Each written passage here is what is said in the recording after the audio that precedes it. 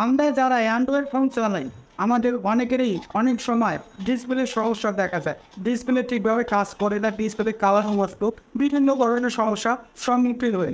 Display colour display ঠিক আছে কিনা কীভাবে সেট করবেন আজকে আমি আপনাদের দেখিয়ে দিচ্ছি, শিখে গেছি। ভিডিওটা দেখে যদি আপনার ভালো লাগে শেয়ার করে অনেক মানুষকে দেখার সঙ্গে করে দেবেন। এরকম ইম্পর্টেন্ট এবং গুরুত্বপূর্ণ ভিডিও পাওয়ার জন্য আমার ইউটিউব চ্যানেলটাকে সাবস্ক্রাইব করে আমার সাথেই থাকবেন। সেটা জানার জন্য বা দেখার জন্য আপনাকে যেতে হবে গুগলে।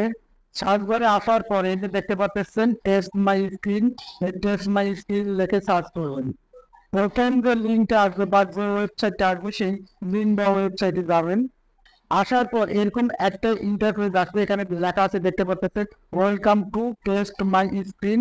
এখানে আপনারা এর উপরে দেখতে পাচ্ছেন থ্রি ডট, এই থ্রি ডট অপশনটায় যাবেন। আসার পর এখানে দেখতে পাচ্ছেন কালার, এই কালার অপশনটায় যাবেন। আসার পর আপনার স্ক্রিনটা সাদা হয়ে যাবে, সাদা স্ক্রিনের উপর আপনি ট্যাপ করবেন।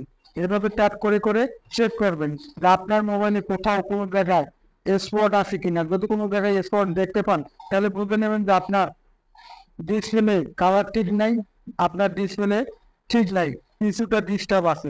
এভাবে আপনি আপনার মোবাইলের ডিসপ্লে কালার চেক করে নিতে পারবেন। আশা করি বুঝতে পেরেছেন। ধন্যবাদ সবাইকে।